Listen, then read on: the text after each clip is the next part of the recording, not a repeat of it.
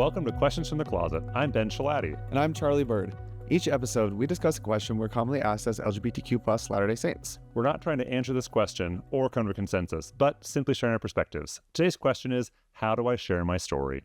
Ben and I are not terribly diverse. We share many opinions and life experiences. For example, both of us had bedtime stories told to us by our parents. That's true. Could have worded that better, but there we are. However, there are some pretty big differences. For example, we both had different favorite bedtime stories. Charlie, what was yours? So typically it was my dad telling me bedtime stories, and he would always tell me stories from his life or like about his parents or his siblings. Oh. So they were never like classic bedtime stories. They were mostly like retellings of like family stuff. I had to castrate this cow one day. Exactly, like funny incidents on the farm, or he grew up on a marina, so there's a lot of like boat and fish stories, things getting stuck. Yeah. Oh, so fun. Yeah. What good family lore. My favorite, so we also had those kinds of stories, and my dad would just make up stories as well, and my mom would read to me a lot. But my favorite story was The Little Engine That Could. I actually just referenced it yesterday in a conversation. I think I can. Yeah. What did you like about it? I don't know. It's probably just like the pictures. What do you think you can do? I can do anything. It's pretty bold. Well, It's starting to sound like a train.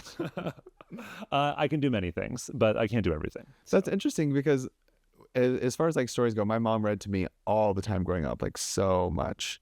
And that's just interesting that both of our moms usually read and both of our dads usually like told Actually, stories. fun fact, I took a literacy class when I was doing my PhD, and we had to like write our literacy history. And so we'd like write memories like about when we couldn't read. I don't remember not knowing how to read I don't either. because like they were like, it was like always a book. Yeah.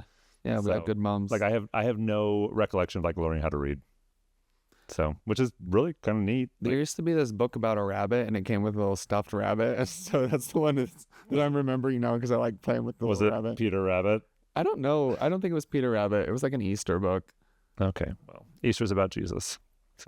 So today on the podcast is just going to be us, and we're excited to do this. We've had a lot of people ask us, like, what's the best way to share my story? Often like in a public setting, like if people ask about it. Like if I'm giving it, like people giving a fireside or like a gift Sunday lesson kind of thing. But also, Someone just asked me this yesterday. oh, nice. Mhm. But also it's really applicable to just like sharing parts of your experience with people who may want to know more, or that like anytime that you're nervous to have a conversation with someone about faith and orientation, there's principles we're going to share about the best way that we've seen to share our stories in a way that helps like enlighten and keep someone from freaking out. And we both share our stories a ton, so we have a little bit of experience. But I really believe that sharing stories is what it will change the world. Like when we get to see people and hear their experiences and understand them, like that is really what changes the world. How come? Because when we see an experience outside of our own, we can understand things we didn't see that we didn't understand before. It's the proximity piece, but I also feel like it's powerful because it builds relationship and it invites more. It invites like deeper connection. Yeah. Mm-hmm. And it goes along with what Elder Ballard said at BYU in 2017. We need to listen to and understand what our LGBT brothers and sisters are feeling and experiencing. I think that's interesting because with part of that, there is like the onus on the LGBTQ person to be willing to share their story. And it can be really vulnerable to share things. And yet I am of the belief that if we don't share, if we just kind of like either for comfort's sake or anxiety's sake, just like close off and go somewhere else, then things won't change. Yeah. And that understanding will never be brought to pass. Yep. Agreed. Okay, so can I start with some scriptures? Yeah. I'm no one's surprised by that. So I think there's some good... That's not what I thought you were going to start with. Well, I want to set like a scriptural foundation for storytelling. Great. Okay. So this is from 1 Nephi chapter 1, verse 1. So Nephi says this. He says, I, Nephi, having been born of goodly parents, therefore I was taught somewhat in the learning of my father. And then here's the key. And having seen many afflictions in the course of all my days, nevertheless having been highly favored of the Lord in all my days. And right away he says, things were hard and God was there and was helping me. And I think from the very beginning, he says, I'm going to share some hard things. I'm also going to talk about how the Lord was there. And I found that sometimes I have been tempted to just like talk about the hard things. Like, this is what's hard. And that often gets people like put up walls. Or I'll say, oh, this is what's good. Like, this is what's been a blessing about it. And then I just like live in this fantasy world that isn't real. Yeah. So I don't want, like, when I just focus on the hard things, I feel like I become bitter. And then when I just focus on the positives, like I live in a fantasy world. Okay, I've got one more scripture, okay? Yep. It's actually a few verses, so you're going to have to bear with me. Bear with it. There it is. Okay.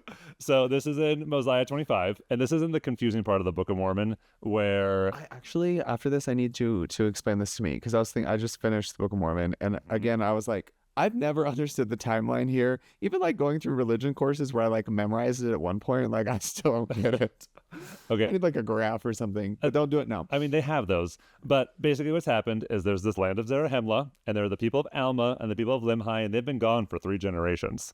And they come back to the land of Zarahemla roughly at the same time. So all the people are back together again. And so King Mosiah gets all the people of Zarahemla together, and then he reads the records of the people of Limhi and the records of the people of Alma to everybody. And this is So exciting. It's all the tea. yeah. So this is what happens as he read it. It says, and now when this is Mosiah 25:7. And now when Mosiah had made an end of reading the records, his people who tarried in the land were struck with wonder and amazement, for they knew not what to think. Isn't that great? They didn't know what to do with the information they just got. For when they beheld those that had been delivered out of bondage, they were filled with exceedingly great joy. And again, when they thought of their brethren who had been slain by the Lamanites, they were filled with sorrow, and even shed many tears. And again, when they thought of the immediate goodness of God and his power in delivering Alma and his brethren out of the hands of the Lamanites and of bondage, they did raise their voices and give thanks to God. And again, when they thought upon the Lamanites who were their brethren, of their sinful and polluted state, they were filled with pain and anguish for the welfare of their souls. So what was their response to hearing these stories? They didn't know what to think. And then they rejoiced, they sorrowed, they were grateful, and they felt pain and anguish. I think that's what a holistic story does. Like, we have all the feelings. And so I think, like, when I wrote my book, I wanted people to have all kinds of feelings. And so when people, I'll talk to people who read my book, and they'll say things like, oh, I laughed so hard, I cried so much, I felt this and this and this. And I think that it's really important when we share a story, it's holistic, so that people can have all those feelings. So if someone just comes away just feeling a bunch of pain, I think we're missing out on something. And if people are just feeling like, oh, good, yay, all is well in Zion, and just rejoicing, I think we're also missing something too. So my goal is to tell stories in such a way that people don't know how to respond, because it's a holistic story, and they'll have all those kinds of emotions that might seem conflicting. But when you look at any life, like if I were to like the totality of Charlie Bird's life, I'm sure I would rejoice. I'm sure I'd be sorrowful. I'm sure I'd feel pain, but I'd also feel gratitude. Yeah. And you'd laugh. Yes. And you'd be entertained. Yeah. Like, if you were seeing the totality of my life, you'd see so many backflips. It's very entertaining. So you've pulled together some principles Yes. of like ways to share the story. Yes. So I have them here on my phone. Let me show them to you. Okay. So the first thing that I try and do is to answer the questions that people have. So when I started sharing my story publicly, I'd already been doing these. I started doing these ally nights in Tucson where people could like come and ask us questions, and I think we know the questions people have. Yeah. And so I'd heard all these questions. So most of my blog posts I wrote back in the day when I lived in Tucson were about the questions about the questions people asked me. And so when someone's getting ready to share their story, I would say, think about what people want to know and speak to that. I think that goes back to knowing your audience and knowing where they are. We talk about like, if we're trying to bring someone up a staircase, you bring up the next step, not like jump them to the platform. Yeah. Because I think people, especially with delicate subjects or like hard stories to hear, people like check out purposefully. Yeah. Because like if they don't have the mental or emotional ability to process it at that time. And I think I've seen a lot of storytelling, especially like online, where people will like give something a lot and expect it to be like chewed on, but it's not like laid out in a way. I don't know. You see what I'm trying to say? Yeah. Like you have to give people milk before meat. Yeah. It's like if I'm talking to someone who believes that being gay is a choice, like I'm going to share my story differently than if I'm talking to someone who is mad at the church for the way they perceive that it treats gay people. Yeah. Right. So it. Do you feel like that's inauthentic to pull parts of your experience and change the story based on the person you're talking to? No, I think it's just how people. That's good teaching. Yeah, I do too. So No. Yeah, so I would say, what are the questions people have? And a funny story, actually, I don't know if you know this, but when I wrote my book, I wrote an outline of the chapters that I submitted to Deseret Book. And I had organized each chapter based on a question, just for me. I was okay, this chapter will be about this question, this one about this question. That was just for me, to organize. And then when I wrote the book and submitted the manuscript, they're like, what happened to those questions? I was like, well, they were just for me. No, we love it. Put them back in. Yeah. And then each chapter has a question title. And the whole focus of the book was, oh, you have all these questions. Here are this gay person's perspective. Yeah. And so that's definitely how I organize things, based on questions. And clearly I started a whole podcast based on that too. So I think doing storytelling based on questions is great. Something else you have to say about that, Charlie? Nope. I like it. Okay. Similarly, I would say to speak to people's concerns. How is that different than the questions they have? So what I do, people might notice I do this in blog posts and things, is I'll say, you're likely thinking this, and I'll tell people what they're going to think, because that way they don't then have to tell me that they're thinking it. Right. So I give people the response that I assume they're going to have, so they don't have to then give it to me. And then they can give me a different response because they're not having to tell me the thing I already know they're going to say. I think that engenders trust. Mm-hmm. And it shows that you have a certain level of understanding, that you're kind of on their team, that you're not on an opposite side. You're I can see that this is probably important to you. It's almost like connecting to their values, or to their current beliefs, and acknowledging those, and that you understand that. Yeah. And I think you have to get there in order to expand. You can't pull from the outside. Yeah. So yeah, because it's we're speaking the same language. We're on the same page. So I think speaking to people's concerns is super important as we think about how to share our story. Right. And honestly, I would love for that hundreds of LGBTQI saints to write books and publish stories and just share stories like crazy, because I think that's really going to get people to understand more. The next principle I had was to talk from an I perspective. So just to share a story that is my story. And because so many people will look to us or other LGBTQ folks and think their story is the story, they've got it figured out. And so I think it's very important that we always just talk from the perspective this is me, this is what I've experienced, and go hear other people and hear their stories and their experiences too. Yeah, I think this might be one of the most important things from my perspective, because I think your I perspective. Yeah, from my perspective. Because this is when I was writing, especially my first book, it was such a delicate time and a delicate work, and I knew it really had to hit. It was going to be heavily scrutinized for it to be published by Deseret Book.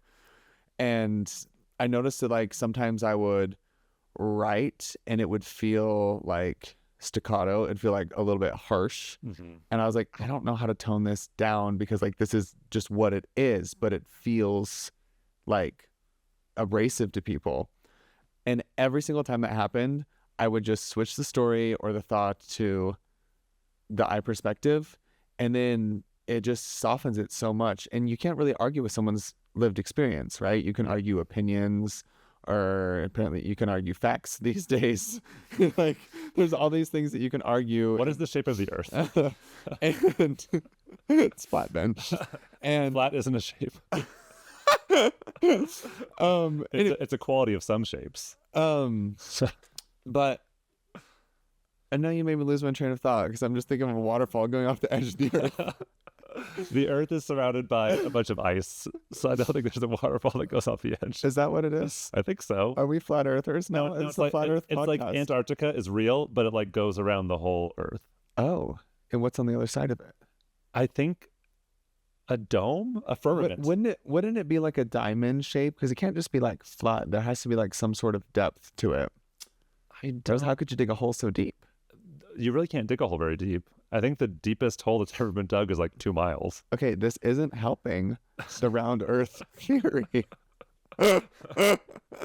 Anyway, so basically what I'm trying to say is, as I would do that, it would make it so personal. It was actually much more impactful, because then it allows empathy much more, I think, and it takes it from being a subject or an issue to being a person. Yeah. And I think when things are viewed as issues, that's when disagreements arise. Mm-hmm. But with a person, that's when empathy arises, because we're naturally compassionate. Humans care about other humans. And so if you can tap into that natural empathy with the I statements, it can be really, really powerful and like bring change. Yeah. And that also leads to storytelling that doesn't make people defensive. I'll give you an example. Right. So I told a story in my book about reading something the church had put out that described same-sex attraction as a trial, an affliction, and a temptation of this life. And I originally quoted that exactly in the book. And then I said, and this, what the church said, made me want to die. Yeah. I'd rather be dead and straight than alive and gay. And one of my friends was like, oh, that's so harsh to say. Like, this exact quote made you want to die. I was like, well, it's true. And then what we did instead was we took out the quote. I just said, church leaders have taught that this and this and this and this and this, and it made me feel that I wanted to die. And for whatever reason, just like taking out the quote and not personal, like making it so exact, but sharing how I felt about a specific teaching made it so much softer. And that way people got to hear they got to experience what I experienced, but they didn't put up walls. You know what that reminds me of is like the formula for like how couples should communicate. I'm pretty sure it's from the Gottman Institute, but it's like, I feel whatever you feel about whatever you feel about, and I need blank. Like that has been psychologically proven to reduce contempt and resentment in a relationship, and you personalize it. And this is really hard to do. Like me and Ryan have actually been practicing this as we're dealing through like anything that comes up after getting married, But anyway, I've noticed that it's a little bit difficult to do because we're so used to saying, I felt this when you did this, and it brings the accusatory in. But if you could say like, I feel when this happens, it just kind of allows this secret space for emotions to like be pure for a little bit before like all these like protectors and like walls and barriers come up. And so if you can do that with your story, I mean, it's based on research. So yeah. Good job. That's a good point. Yeah. And I think it's really true. And especially with something like the church that is like so important to so many people, as like the people that I'm sharing my story with, like that I'm usually talking to members of the church. And so if I'm saying anything, like there's pain in my story and there's heartache and there are tough times in my story. And some of that is because of things that happened in a church context. And so if I'm sharing that in a way that looks accusatory, then people are just going to put up their walls. And so I try really hard to, do what you said, which is like I feel this about this, and this is what I need.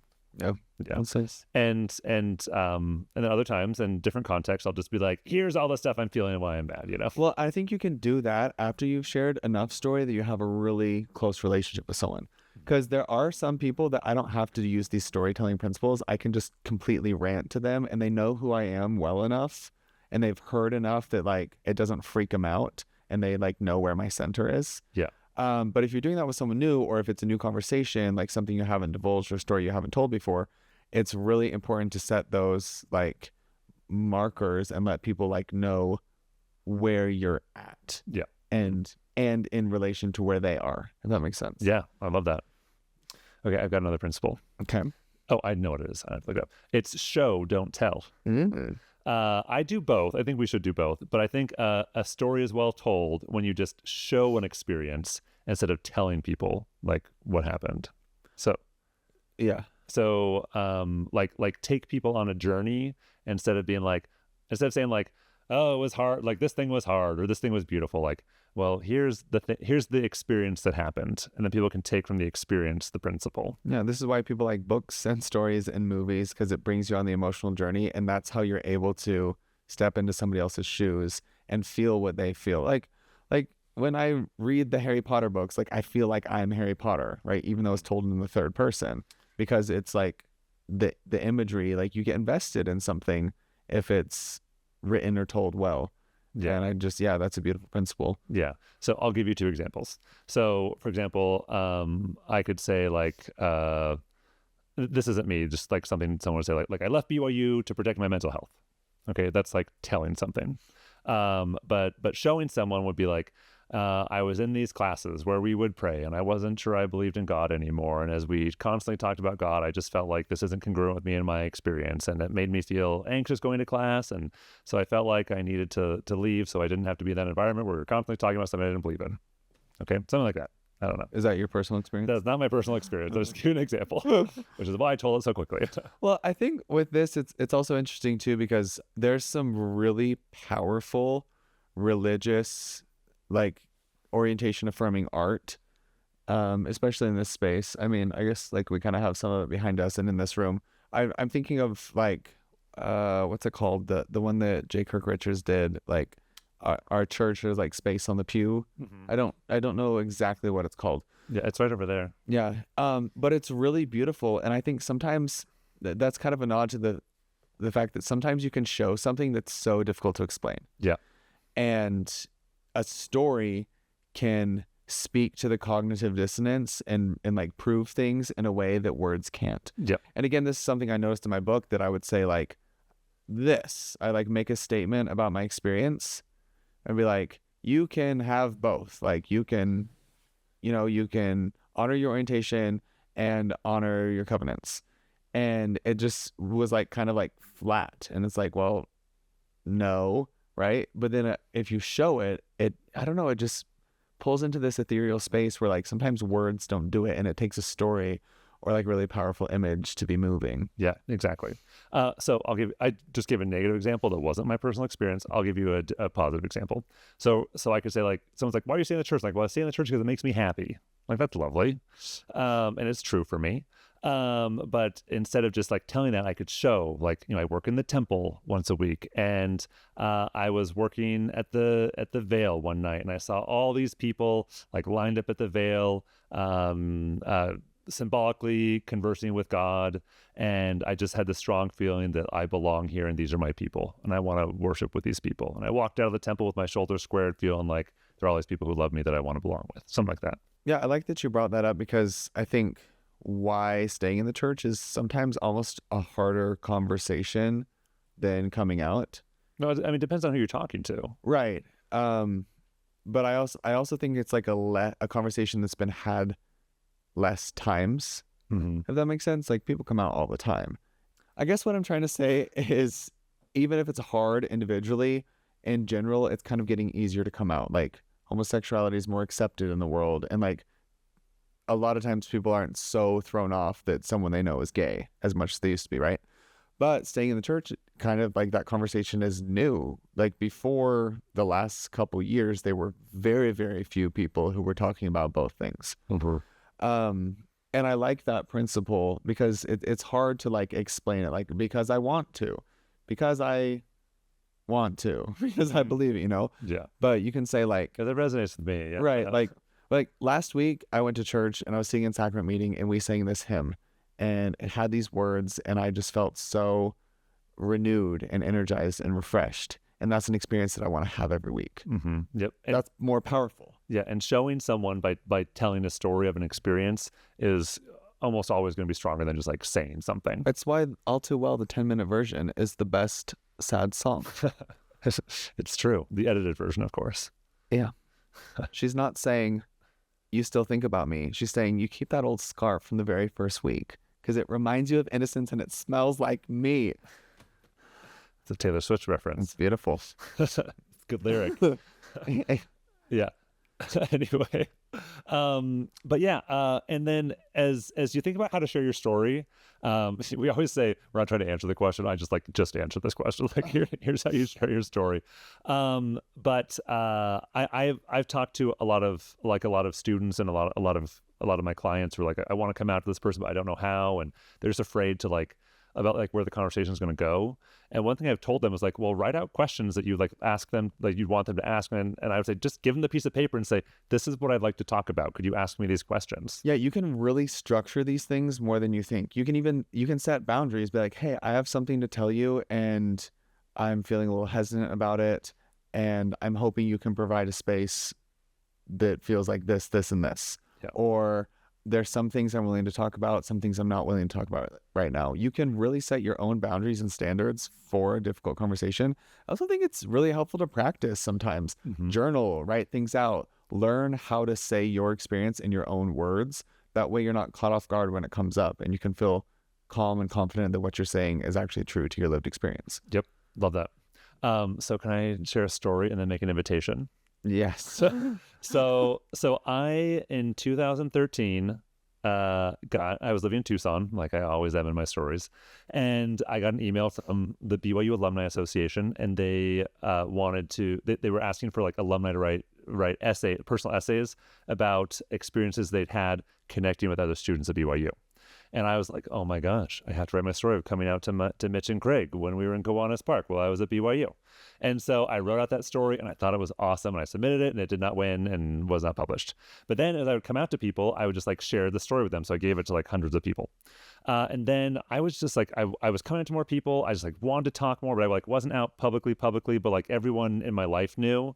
And one Saturday I was supposed to be working on my dissertation or something and I didn't want to. And I thought, what would I do? Like, what would I say if I was asked to write a talk, like give a talk about my experiences being a gay member of the church?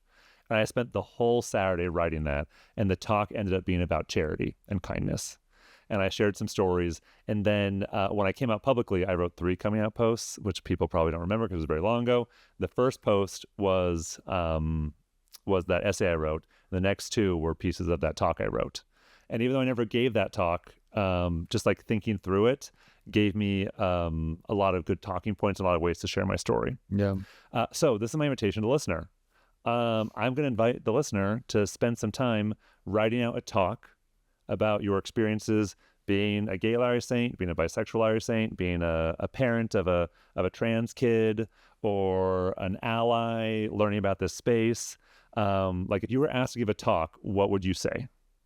And I think it would be, and the reason I'm saying a talk is because you'll include personal experiences from your life, and you'll also include gospel principles and stories from the scriptures, and see what you come up with, and then share it with everyone you know. That's what I like people to do. What do you think, Charlie? Do you hate it or love it? No, I think it's great. I just like how you ended it, and you're like, so sure. Ben, that is a really good idea. I hope people do this. And I just, as I'm thinking about it, I think another, like, I don't know if it's a caveat, but I would say to not expect anything to happen, but expect things to happen. How can you both expect and not expect things? Well, let me tell you.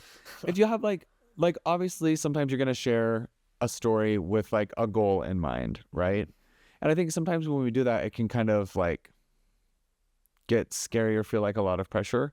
But most of the time when I've shared stories, the implications or the results of that aren't what I was expecting. And they're different and beautiful in a completely new way. Mm-hmm. And so, I don't know, I just think that's important. Like, say you do this and you share it and like your aunt doesn't come around or whatever, you know, but like there is a lot of power in sharing stories, and some of it's seen, some of it you'll see now, some of it you'll see later, and some of it you may never see, but it really is so important. Yeah. And one thing that I've learned is as I've like shared my story, both, you know, publicly talking and conversations with people, you know, as I've written like on my blog, you know, my book and all that, is like, it is so like freeing for me to like put my experiences into words. And like, I'm a writer, I'm a speaker, like those, excuse me, like those ways of communicating just come fairly naturally to me. But it's just so like, it feels so good to like get these deep parts of me out. Yeah. It feels so good. And then this thing happens where like, as I'm writing, as I'm speaking, like a thought will come to me that I've never had before. Yeah. And sharing my story has really been a conduit for me to receive personal revelation and for me to connect with God. Insight. Mm-hmm. Yep. And I would even think like beyond your invitation, Ben, like if you are musical and you want to like share your journey through music, composition, through arts, visual arts, like graphic arts, there's so many different ways to share your story, and I think we need all of them. Yeah, and if you write like a great Broadway piece of your story, like come play it at my house. We'll bring a bunch of people over. There are lots of options for story sharing. So Ben, maybe just to finish off, do you want to like read through your list one more time and kind of like give an overview, and then we will send the people on their way to share their stories. Answer questions that people have, speak directly to their concerns, talk from an I perspective, and show, don't tell. And if you are a person who loves the stories of the scriptures, I would say also include some of those. Yeah. And thank you, everyone, for listening to our stories and caring about them. That's really special. We've shared them so much. So, and unfortunately, all of Ben's stories are about Tucson, so maybe we can get him to kind of update the repertoire a little bit. Did you know I lived with these 2 retired lesbians in Tucson? Oh my They were gosh. retired professionally. I could never go to one of your firesides ever again. I I could give your fireside. Just give me your slide back. You could. Thank you for joining us today. If you have enjoyed this or other episodes, please consider leaving a review, following us on Instagram, Facebook, or YouTube at Questions from the Closet, or sharing this podcast with someone you love. And as always, please remember that we do not represent the Church of Jesus Christ of Latter-day Saints or Brigham Young University. We're not trying to be prescriptive or tell anyone what to think or what to do. You heard 3 perspectives, and there are many, many more. We encourage you to listen to other voices and hear a wide variety of experiences.